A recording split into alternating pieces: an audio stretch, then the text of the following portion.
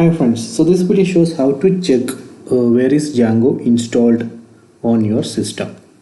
So let me open Python console. So I already installed Django in this system, but I don't know where I have installed. So we can just try to import it like this. Okay, then just type Django. So here you can see the location where actually it get installed,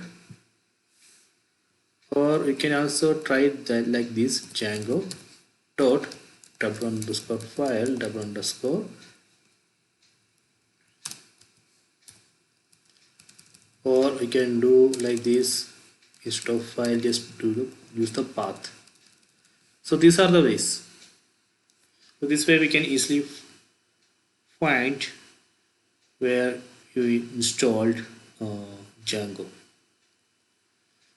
So if you are using Python 3, you can just go to the Python 3 console and you can use the same commands.